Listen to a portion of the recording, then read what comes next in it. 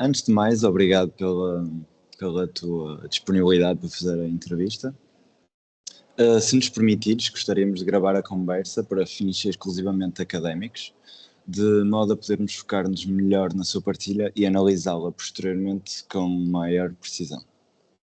Sim, para mim não há problema. Obrigado. Dito isto, boa tarde. O meu nome é Pedro Coutinho e as minhas colegas são Alexandra Lira e Inês Padrão. E somos estudantes do segundo ano de licenciatura em Gestão da Faculdade de Economia da Universidade do Porto, a FEP. E esta entrevista insere-se no âmbito da Unidade Curricular de Competências Pessoais e Sociais 2. O nosso objetivo com este trabalho é compreender melhor o percurso profissional e as experiências no mercado de trabalho de um colaborador e de um recrutador, identificando os desafios, as competências valorizadas e as estratégias para a inserção profissional bem-sucedida. Neste caso, estudar as contribuições de um recém-colaborador como a Ana. Se estiver de acordo, podemos começar. Sim. Para começar, vou pegar um bocado sobre o seu percurso académico. Qual é que acha ou qual é que foi o impacto que o seu percurso académico teve e tem nas suas funções atuais? Então, eu tirei a licenciatura em Economia na FEP. Acabei em junho deste ano, portanto entrei logo para o mercado de trabalho só com a licenciatura e eu sinto que o que aprendi foi bastante útil e eu utilizo no dia a dia. Para dar um bocadinho de contexto, eu estou no Departamento de Planeamento e Controle de Gestão da Sona AMC, portanto a empresa que tem o Continental, a Wells, a Note, etc.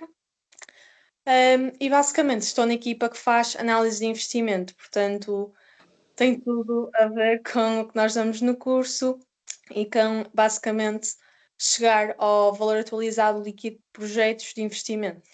Portanto, há muitas cadeiras da licenciatura que eu uso no dia a dia, como finanças empresariais, cálculo financeiro, avaliação de projetos. Portanto, diria que o meu percurso académico está bastante presente no meu dia a dia. Ok. Como foi o seu processo de reflexão e preparação antes de entrar no mercado de trabalho? Como é que foi a sua entrada no próprio mercado? Então, eu não fiz bem, se calhar, o percurso típico de tirar a licenciatura e depois ir seguida para o mestrado. Quando estava no terceiro ano da licenciatura, percebi que não queria tomar já a decisão de ir direto para o mestrado, porque ainda não tinha 100% de certeza do que me queria especializar dentro da economia e da gestão, e achei que precisava de um bocado de tempo para refletir e amadurecer um pouco mais, perceber o que é que gosto, e também tinha um objetivo de fazer um bom mestrado, com isso acarreta um custo, portanto também achei muito positiva essa pausa, primeiro para refletir no que quero e segundo para conseguir também juntar algum dinheiro para ajudar nas propinas. Então, na altura até foi refletido o ir para o mercado de trabalho, não foi só numa ótica de evitar o mestrado. Então, basicamente, acho que em fevereiro do meu terceiro ano, comecei-me a candidatar às vagas que iam aparecendo, a todos os programas de estágio, e sabia que queria algo enquadrado na área das finanças, no investimento, porque também foram essas as áreas que eu mais gostei durante a licenciatura, portanto, pareceu-me enquadrado procurar algo nessa área, portanto a reflexão foi mais ou menos nessa perspectiva. Ok. Quais é que foram as suas maiores dúvidas, não é? Teve a dizer que sabia que queria mais ir para o lado das finanças, mas qual é que foram as suas principais dúvidas? Se calhar uma primeira dúvida foi a transparência nos processos de recrutamento, porque basicamente havia muitas vagas que não diziam que era só para mestrado, mas depois na entrevista notava-se um bocadinho de relutância devido a eu ter só licenciatura, portanto achei um bocadinho difícil navegar isso. E outra dificuldade também foi que quando dizia que só tinha licenciatura, perguntava-me sempre, mas ainda vais tirar mestrado? E notava que se eu dissesse que sim, a reação não era muito boa, no sentido em que se calhar achavam que eu ia trabalhar lá um ano e depois ia embora, o que da perspectiva da empresa é um bocadinho chato, porque estou a investir muito na formação da pessoa e depois a pessoa vai embora, não é? E se calhar vai estudar e depois vai para Sim. outra empresa. Então tive um bocadinho essa dúvida do quão transparente deve ser com as minhas intenções e planos de carreira futuros. Também tive dúvida relativamente a que áreas me candidatar. Eu sabia que queria algo na área das finanças, mas isso é super abrangente. Então, ou seja, era um bocadinho difícil definir um limite daquilo que eu me queria candidatar, ou seja, até que ponto é que a Jorge não estava a mandar candidaturas para coisas que não tinham tanto a ver com o que eu queria, ao mesmo tempo, será que eu sabia mesmo o que eu queria? Ou seja, esse processo também foi difícil, um bocadinho difícil de navegar quando não sabes a realidade do que se faz dentro das empresas, como é que elas estão organizadas, tipo, o que é que as vagas realmente são. Isso foi uma dúvida, uma dificuldade. Acho que foi principalmente isso. Sim. Durante essa. Como é que eu ia te explicar?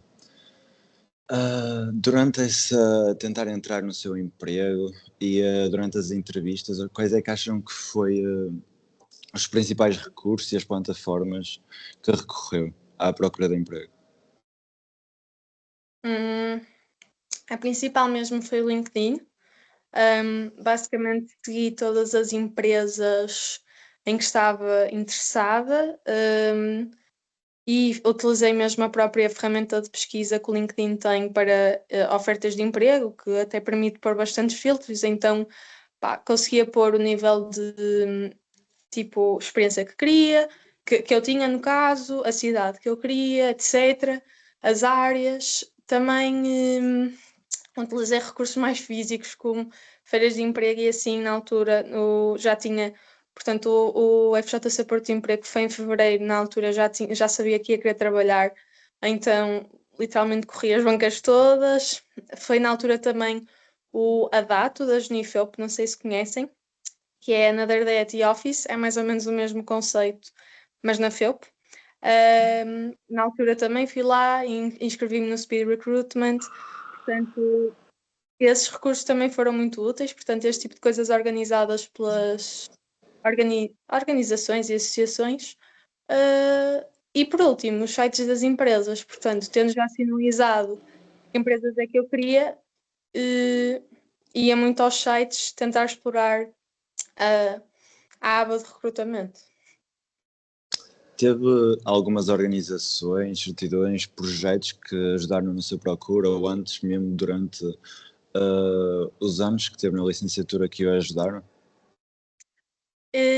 Eu diria que sim. Eu pertencia a duas organizações da minha licenciatura, a FAP Junior Consulting e a FAP Finance Club, e eu acho que foi muito positivo porque este tipo de organizações na FAP promovem muito o contacto com o mundo empresarial, desde parcerias, formações, business trips, projetos para estas empresas, por exemplo, prémios das empresas que envolvem tipo estágios de verão e assim, ou job shadowing, isso é tudo recursos muito úteis. Eu cheguei a ter contacto com empresas assim.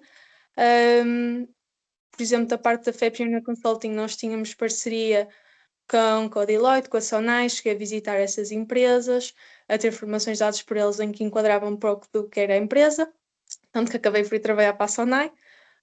Para o FAP Finance Club também me lembro de visitarmos a KPMG, a Deloitte, o BNP Paribas. Portanto, foram recursos muito, muito úteis para entender o que é que existe no mercado português.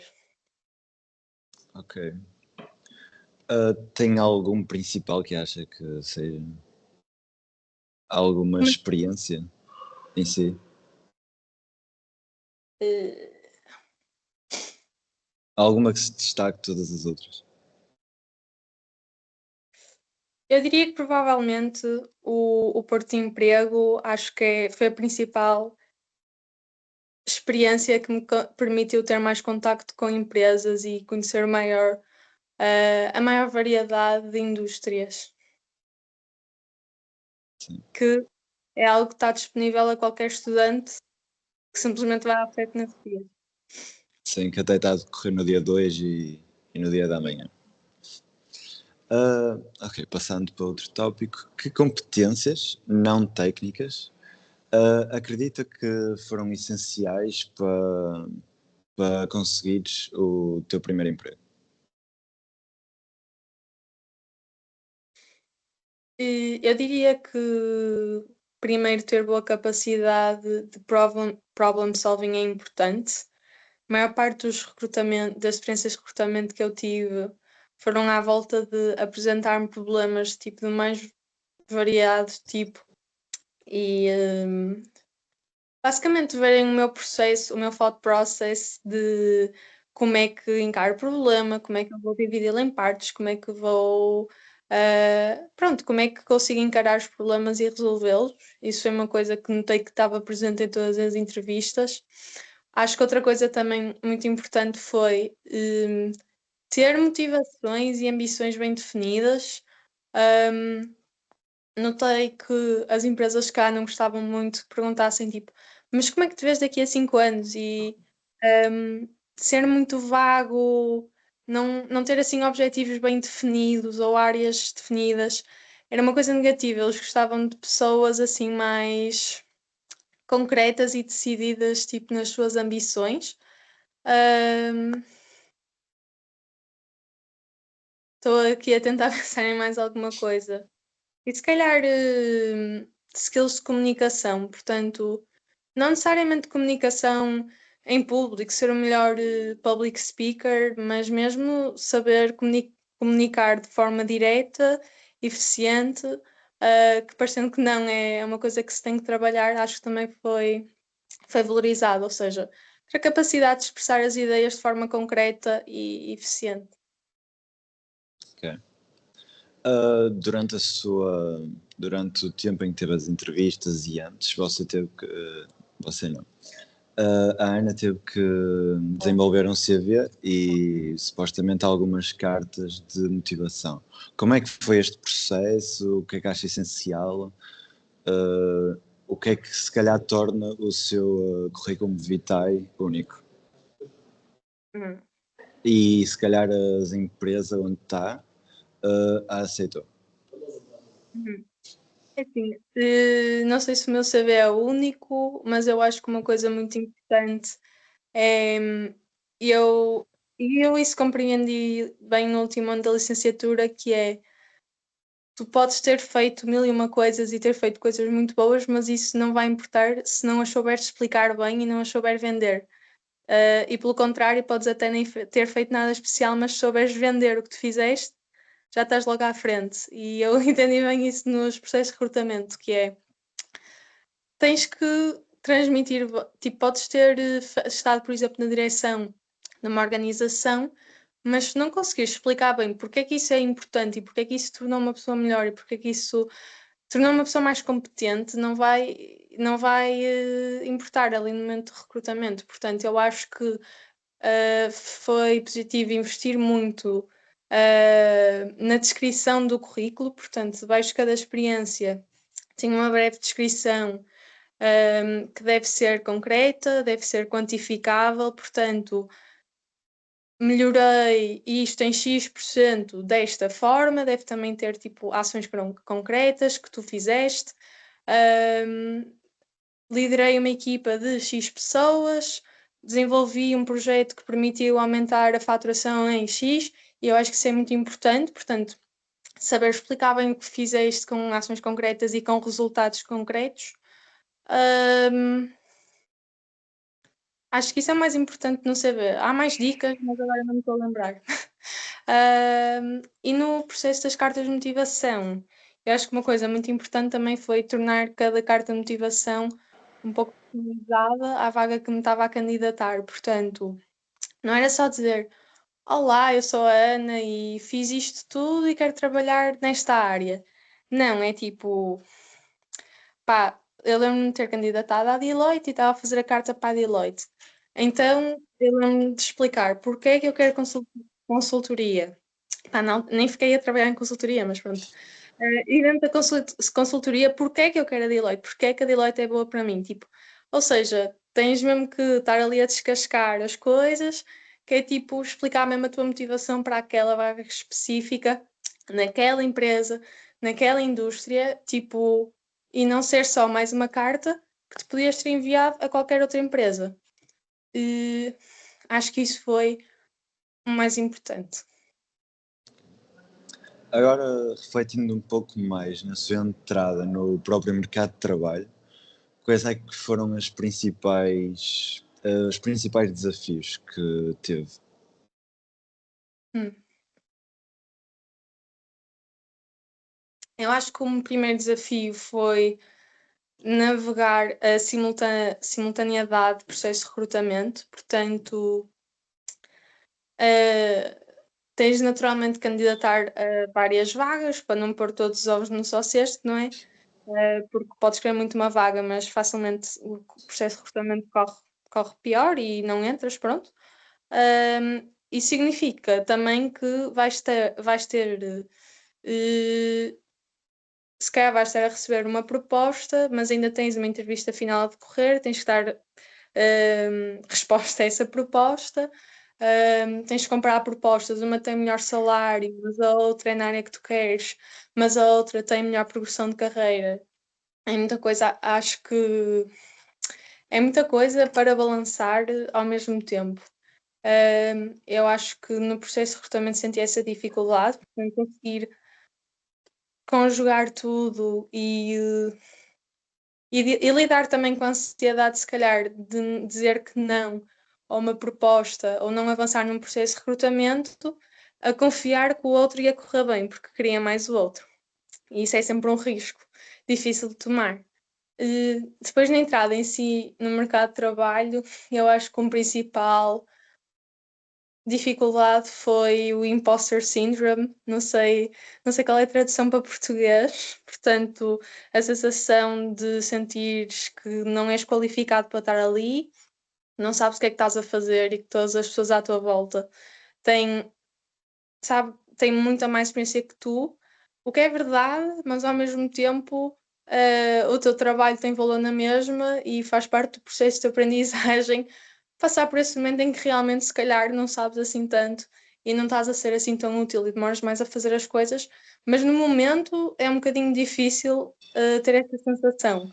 Portanto, saber que estás a demorar o triplo a fazer uma coisa que o teu chefe fazia em 1 minuto, uh, que estás a entregar coisas com erros porque não sabes ainda, isso é uma sensação um bocadinho difícil de navegar. Obrigado. Agora vou passar para a minha colega Alexandre. Pronto. Passando agora mais para o processo de recrutamento e seleção em si, nós sabemos que atualmente que tenho o cargo de analista de negócios de investimentos na Sonai MC e estamos curiosos em saber como é que foi o processo de recrutamento para esse cargo específico. Ok. Então, eu estou neste cargo que faz parte do programa de estágios da Sonai, que se chama Programa Contacto. Basicamente, a Sonai todos os anos recebe cerca de 70 ou 80 estagiários e o processo de recrutamento começou por um teste online, vários testes online, um de inglês, um de matemática, um de raciocínio, esse tipo de testes mais automáticos. Eu acho que foram cerca de 3.000 candidatos porque eles nos disseram e depois a última fase passam tipo cerca de 150 pessoas. Portanto, nessa fase a taxa de aceitação já é um bocadinho alta porque com 70 ou 80 vagas, não é? Mas pronto, ou seja, nessas primeiras fases realmente há muita gente que fica nessa fase. Depois, basicamente, passa-se logo para uma grande fase final em que primeiro tive um pitch sobre mim, acho que foi 5 minutos. Depois tive dinâmicas de grupo lá na Sonai, na sede. Depois tive flash interviews com basicamente os managers das várias áreas que tinham uma vaga. Depois dessas flash interviews, basicamente, tu sinalizavas em que vagas estavas mais interessado e vice-versa, os managers sinalizavam quem estavam mais interessados e tinham uma entrevista final, tipo, mais comprida e individual, e aí basicamente decidiam quem contratavam. Portanto, foi um processo muito grande, mas também era um programa de estágios bastante competitivo, como viram pelo número de candidatos. Portanto, realmente era preciso essa seleção toda. Foi assim o processo de recrutamento, acho que é só isso. E consegues descrever alguma etapa nesse processo que tenha surpreendido, a tua positiva ou a tua negativa? Eu acho que se calhar uma coisa que me surpreendeu neste processo de recrutamento e em quase todos que eu fiz foi precisamente os testes iniciais, porque não foi só nesta vaga que eu fiz assim, foi tipo, em quase tudo que me candidatei, tipo fazer testes de inglês, de raciocínio, de matemática e os meus colegas também. E os testes às vezes pareciam um bocadinho random e que eliminavam pessoas muito facilmente. Às vezes até eram bots da inteligência artificial e assim, que estavam a ter uma conversa contigo, e tinha colegas que sabia que eram perfeitamente capazes, que não passavam dessa fase, mas depois, se calhar, até entraram para uma vaga melhor que eu e mais competitiva. Ou seja, senti que essa fase inicial de testes, parece que agora todas as empresas fazem, nem sempre acertava, ou seja, às vezes eliminava uma pessoa completamente competente tipo uma máquina, estão a ver? E às vezes passava uma pessoa que depois, numa dinâmica de grupo, percebia que a pessoa se calhar já não era assim tão capaz. Ou seja, às vezes senti que esses testes estavam um bocadinho desadequados. Muito bem. Como é que se sente que se destacou perante os outros candidatos?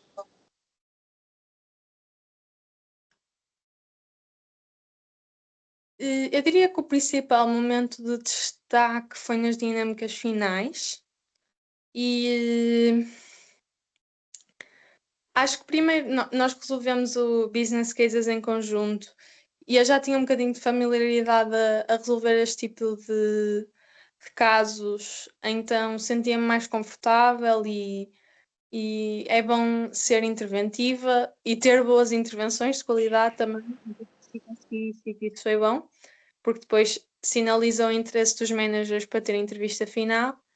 Acho que na entrevista final passa muito por realmente te adequares ao cargo, porque parece-me um pouco estranho, mas mesmo que queiras ir para uma posição e o manager entenda que se calhar não tens bem o perfil, a personalidade adequada, eles vão sentir isso e se calhar não te vão escolher. Ou seja, acho que acaba por ser um bocado também de realmente teres o perfil e a personalidade adequados. E acima de tudo, também teres uma boa entrevista final em que demonstras aquelas capacidades de problem solving e de comunicação que eu falei há bocado. Se candidatasse a esta vaga novamente, o que é que acha que poderia melhorar ou algo que faria diferente?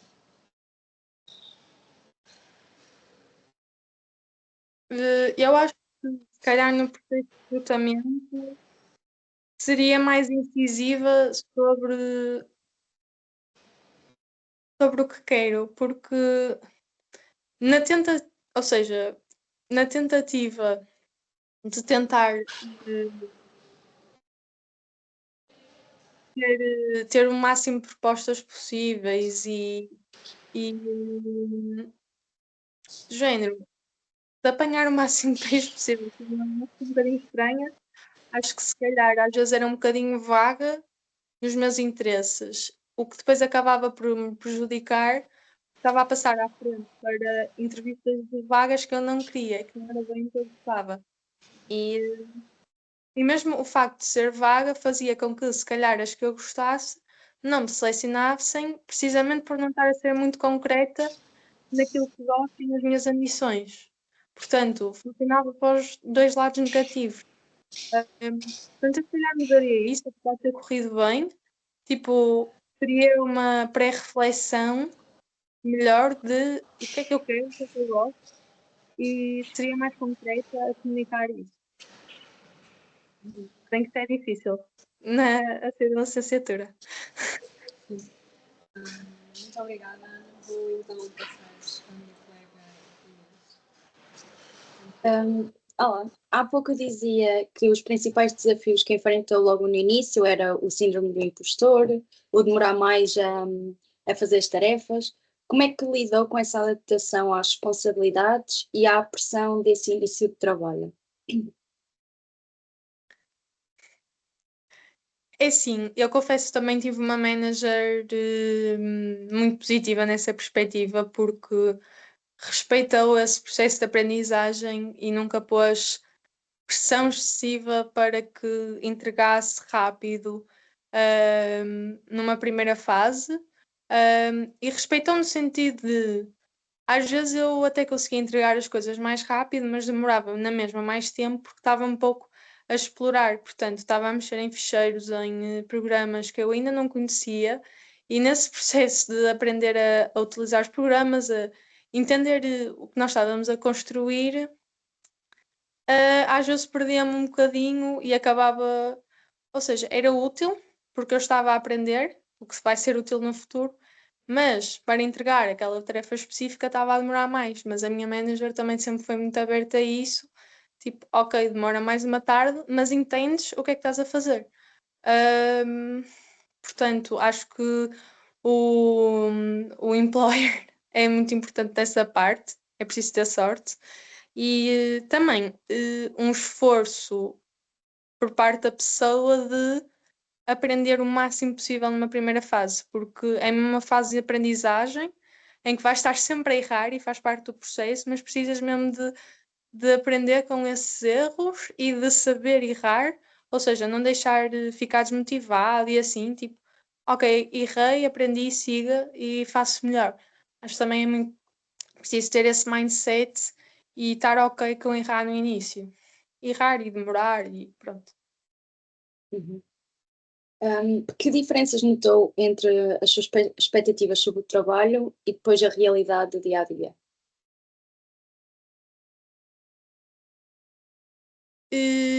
Acho que como primeira diferença, se bem que isso é muito casuístico de cada empresa, é que havia mais flexibilidade do que eu estava à espera. Um, Portanto, é casuístico da empresa e às vezes até do departamento, do chefe da equipa, mas se eu tiver alguma consulta que eu preciso mesmo de marcar, e eu, enquanto estagiária, não tenho férias, portanto, o meu contrato não tem férias porque é um contrato de estágio. Uh, Pronto, é essa a definição legal do contrato. Eu não tenho férias para meter, mas marco na mesma consulta quando preciso ir e esse tipo de coisa. Se eu disser e hoje posso sair meia hora mais cedo, posso. Essa flexibilidade, claro que às vezes vai um bocado para os dois lados. Se algum dia houver uma grande pressão para entregar, também fica até mais tarde, mas pronto, o benéfico é que funciona para os dois lados e quando eu preciso também sinto essa flexibilidade. E mesmo, por exemplo, eu tenho dias fixos de teletrabalho, já pedi para ficar dias extras de teletrabalho por qualquer razão que seja, por estar doente. Uma vez foi para fazer uma viagem, tipo, trabalhei de onde eu estava. Esse tipo de flexibilidade surpreendeu-me. Também me surpreendeu o ambiente leve. Em minha equipa são pessoas relativamente novas, têm tudo 30 is, que apesar de serem pessoas tipo 10 anos mais velhas que eu, é um ambiente muito leve e tipo, não é mesmo nada penoso estar a trabalhar ali durante o dia porque estou a conversar, estou-me a rir ao mesmo tempo que trabalho. E eu esperava um ambiente muito mais pesado, muito mais sério, então isso também me surpreendeu pela positiva. Não estou a pensar em nada assim à partida que me surpreenda pela negativa. Ok, obrigada. E como é que foi a sua adaptação à cultura da empresa? É assim, nós tivemos muitas formações no início sobre a cultura, os valores, a missão da MC. Foi uma coisa muito incutida em nós no início do programa de estágios, para toda a gente que entrou. Aliás, a minha primeira semana foi literalmente só formação e nem foi formação técnica, foi mesmo tipo sobre os valores, uma conversa com o CEO, sessão de Q&A com os administradores.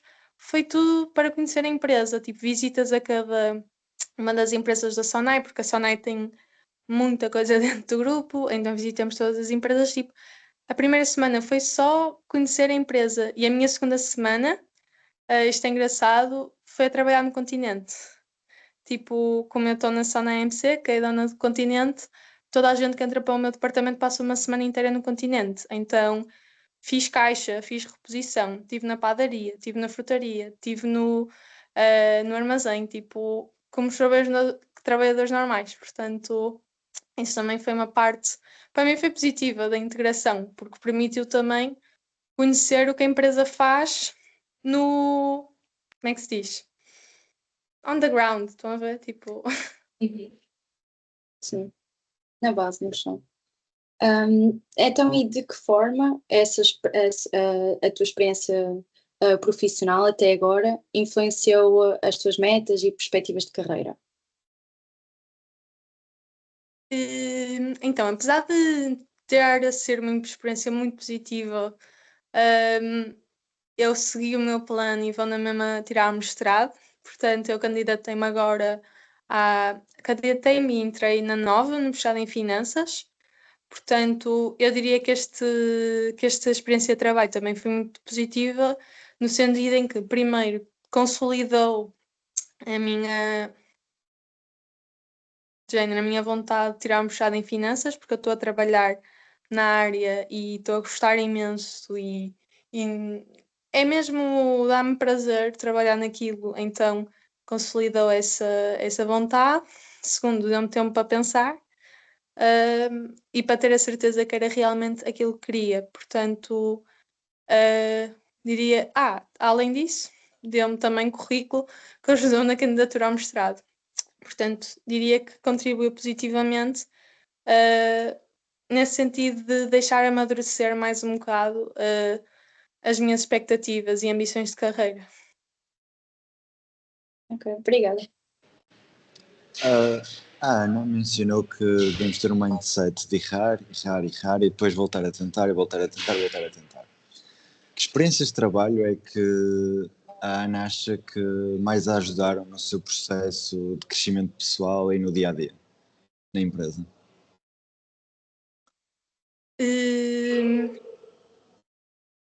Eu posso dar um exemplo de uma experiência muito específica que foi a primeira vez que a minha chefe, estava aí no primeiro mês, me deu para fazer basicamente. É um mapa em que acompanhamos a performance das lojas recentemente abertas, porque, como eu disse, eu estou na equipa de investimento, de expansão, é literalmente fazer análise de investimento de novas lojas. Então acompanhamos a performance da expansão da MC e fiz o mapa, mandei por e-mail à minha chefe e, tipo, passado 15 minutos, recebi para aí, tipo, 20 mensagens no Teams em que cada uma era, tipo, uma coisa que eu tinha feito mal, ou uma coisa que estava mal. E na altura, tipo, eu fiquei mesmo em pânico, tipo, e até achei assim um bocado de género, porque foi mesmo, olha, isto aqui está mal, isto aqui está formatado, isto aqui não está direito. E até fiquei um bocado triste, no fogo, estava assim a dizer, tipo, fizeste isto mal, fizeste isto mal. E agora olho para trás e é tipo, não havia outra maneira de comunicar isso. Tipo, não é pessoal, tipo, isto mal está mal, tipo, ninguém te está a atacar a ti especificamente. E se não te disserem que está mal, tu não vais saber e não vais aprender, e para a próxima vais fazer mal outra vez. Portanto, esse tipo de situações, de experiências em que, tipo, basicamente consegui-me habituar melhor a esse tipo de feedback. Género, enviar uma coisa, receber de volta um e-mail com 10 coisas para mudar e está tudo bem. E mudo e aprendi com esse feedback. Quais é que considera ser as competências técnicas e comportamentais que consideram essenciais no seu dia a dia, no trabalho? Uhum. A nível de competências técnicas, no meu trabalho em específico, precisas de entender bem contabilidade e diria que qualquer cargo que mexa com auditoria, finanças, controle de gestão, pá, tudo dentro dessa área, contabilidade é muito essencial. Claro que, imagina, eu pessoalmente não estou a, sei lá, lançar em paridades, diferimentos, ou lá o que é, tipo, não é esse tipo de coisa micro, mas é preciso mesmo entender bem uma demonstração de resultados e um balanço e isso tudo. Claro que eles dão formação no início, mas convém ir com as coisas minimamente solidificadas da faculdade. Tudo o que damos também em finanças empresariais, vocês ainda não tiveram como estão no segundo ano, também é muito importante. Basicamente, aprendem tudo sobre as finanças de uma empresa e eu sinto que estou a usar isso bastante. E cálculo financeiro também é importante, como basicamente como eu acho que ainda não deram esse conceito, mas como eu faço basicamente os cash flows dos projetos de investimento, tem tudo que ser atualizado, capitalizado, não é? Então uso muito o que aprendemos em cálculo financeiro. Portanto, a nível de competências técnicas, pronto, esse conhecimento académico, Excel também, muito Excel, tipo 99% do meu dia é no Excel. Isso também é uma coisa que se vai aprendendo. Estou a aprender o shortcut, os atalhos todos e assim, e estou a aprender a usar melhor, mas ajuda a ir já com uma boa base de como se usa aquilo para o início ser mais fácil. A nível de competências mais soft skills, é muito específico, mas eu acho que uma coisa que ajuda muito é conseguir comunicar bem. Pelo menos no meu caso, eu preciso muitas vezes de recorrer a outros departamentos, porque, como podem imaginar, avaliar a abertura de uma loja passa por mesmo imensas áreas, desde o comercial, a gama, pricing, a parte que trabalha com os terrenos e com as rendas e não sei o quê, e com a construção, o investimento, blá blá blá. Ou seja, tenho que falar com muita gente. E essa relação com as pessoas às vezes é um bocadinho complicada porque estás a fazer o teu trabalho e precisas do trabalho das outras pessoas, mas as outras pessoas também têm outro trabalho e fica uma relação ali um bocadinho complicada, que é preciso muita sensibilidade a falar, a dizer as coisas. Ahm, então diria que isso também foi uma skill que desenvolvi, que é, como é que se diz?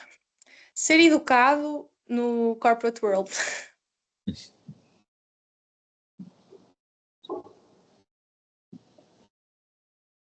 Passar para a Inês agora. Falámos sobre a sua experiência pessoal e percurso profissional, mas gostaríamos de focar um pouco mais nas recomendações que poderia dar a estudantes que estão a preparar-se para entrar no mercado de trabalho, nomeadamente na sua área. Por isso, tendo em conta o que sabe hoje, que conselhos considera mais valiosos para quem está a dar os primeiros passos na carreira?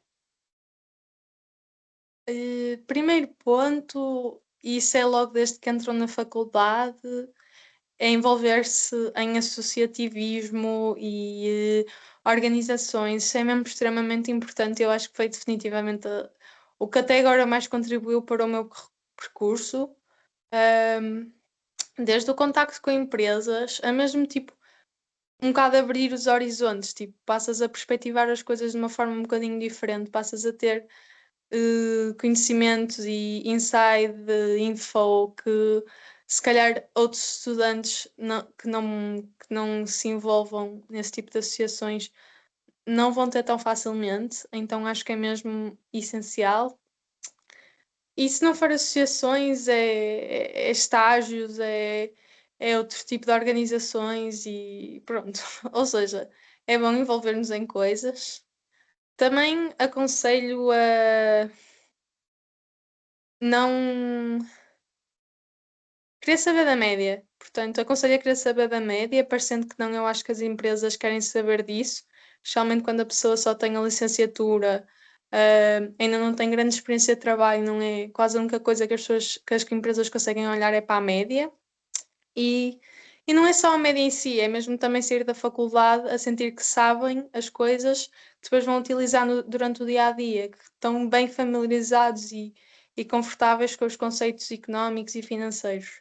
E por último, é não adiar muito. Portanto, se uma pessoa no terceiro ano começa a pensar que quer ir trabalhar, se calhar não deixar para maio e começar logo em janeiro, fevereiro a pensar nisso, porque é precisamente aí que as empresas abrem e fecham os processos de recrutamento. A maior parte em abril, maio já está a dar respostas. É uma coisa que anda muito rápido e a pessoa está distraída com acabar a licenciatura e acaba por adiar e depois os processos já estão fechados, as vagas já estão ocupadas. Portanto, isto é mais aplicável a alunos de terceiro ano, mas terceiro ano ou mestrado, mas sim. Se pudesse voltar atrás, o que teria feito diferente na sua preparação para o mercado de trabalho? Como é que se diz? Ana, estamos a ouvir?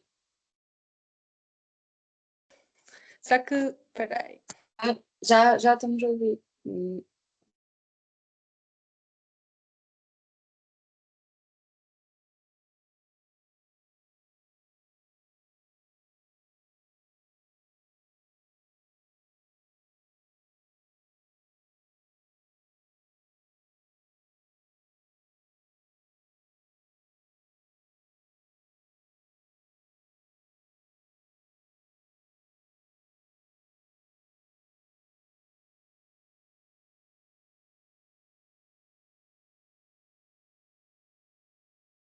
Já me Acho que agora conseguem já. ouvir? Ok. Sim, sim, sim. A net Sim. falhou, desculpem. Tudo Ia bem, tudo bem. dizer.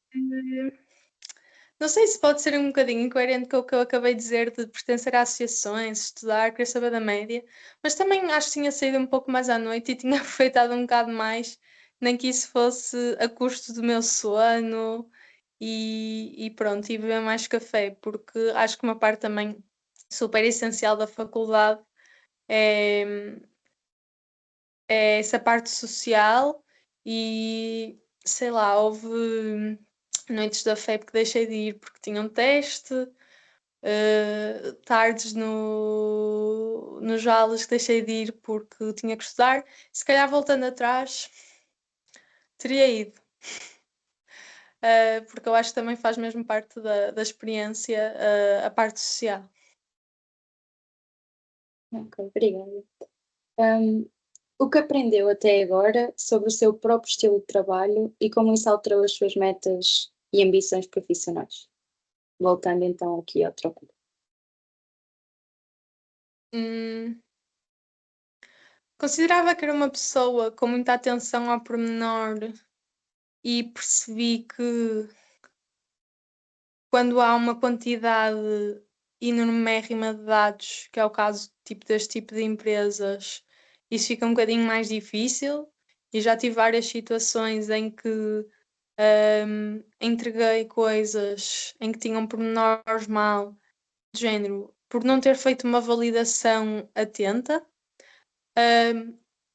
E percebi que, ou seja, que a atenção ao pormenor vai mais além de encontrar erros ortográficos, vai mesmo olhar para os dados e perceber se as coisas fazem sentido e estão coerentes, se a mensagem está coerente. Outra coisa que eu também percebi que tenho de trabalhar é a capacidade de condensar a informação e de conseguir identificar uma mensagem principal e como a passar. Exemplos. Às vezes o CFO da empresa pede algum tipo de informação e nós temos que transmitir aquele pedido super complexo num slide. Portanto, naquele retângulo, sem ficar extremamente confuso, transmite tudo o que tens a transmitir e responde à pergunta dele.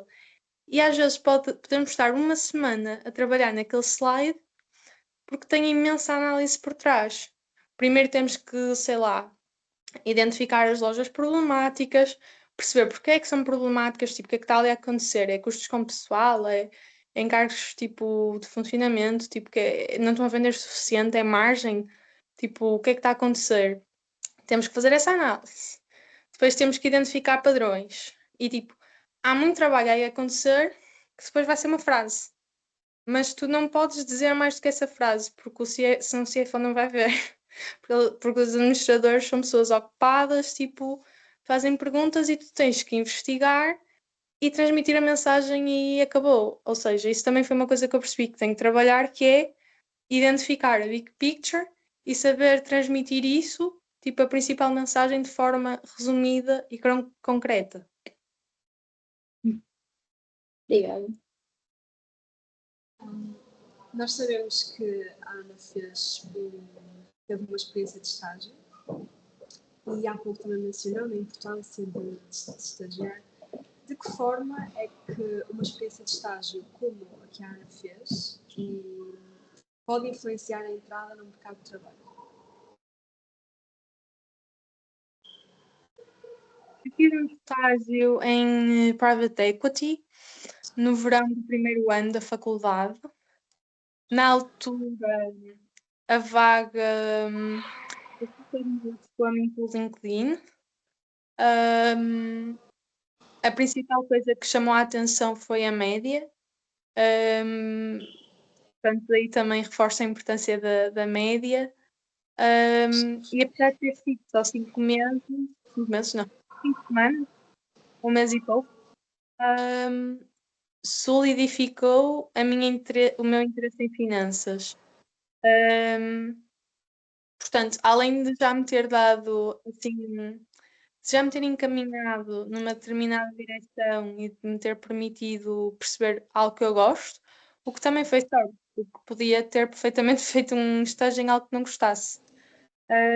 Além disso, também me permitiu ter logo um melhor currículo no meu momento de ingresso no mercado de trabalho. Portanto, já tinha experiência, mesmo que mínima, era sempre já uma perspectiva de como é que uma empresa funciona, e eu acho que isso foi positivo, também a nível de me destacar.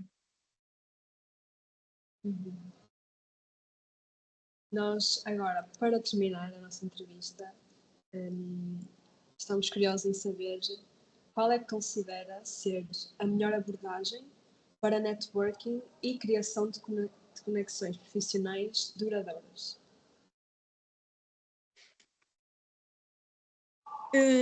Desaconselho um pouco o típico elevator pitch, mas que na realidade não sei se estão a par de conceito, que é aquele pitch de 30 segundos que tu ensaias, que é basicamente o conceito é: estás com um administrador no elevador, o elevador vai demorar 30 segundos, não é? Chegar ao piso, e tens aqueles 30 segundos para fazer o teu pitch. Seja da tua ideia, de ti mesmo, pronto, é isso o elevator pitch. Desaconselhava um bocado ter isso de forma muito automática, porque eu fiz isso e criei interações um bocadinho estranhas.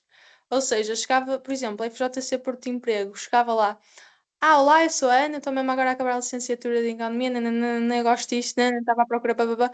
É tipo, acabaste de ir lá à pessoa, já estás a falar 1 minuto seguido, a pessoa ainda não disse nada, nem te disse lá de volta, aquilo é claramente ensaiado. É uma, para mim, pelo menos, na altura senti que criar uma dinâmica um bocadinho estranha, portanto, acho que investiria mais numa interação mais fluida, tipo, se querem falar com alguém numa empresa, pesquisem sobre a empresa, tipo, façam perguntas sólidas, tipo, seja sobre planos de expansão da empresa ou sobre a cultura mesmo, o dia a dia, principais desafios daquela indústria, tipo, algo desse género, tipo, preparem perguntas pensadas que não sejam tipo absolutamente genéricas.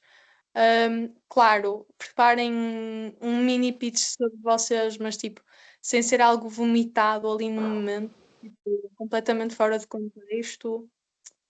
E tentem ao máximo ser curioso também com o que a pessoa vos está a dizer, ou seja, a pessoa está a falar sobre a empresa, tipo, se calhar vão estar, tipo, ansiosos só por dizer, porque eu estava à procura de uma vaga, tipo, não, ouçam o que a pessoa está a dizer, façam perguntas, tipo, realmente mostrem-se interessados, porque a probabilidade é que a pessoa goste mais de falar sobre a sua empresa do que necessariamente, tipo, ouvir o vosso pitch. Pelo menos eu fiz esse erro, senti isso, tipo, e criei interações não muito orgânicas.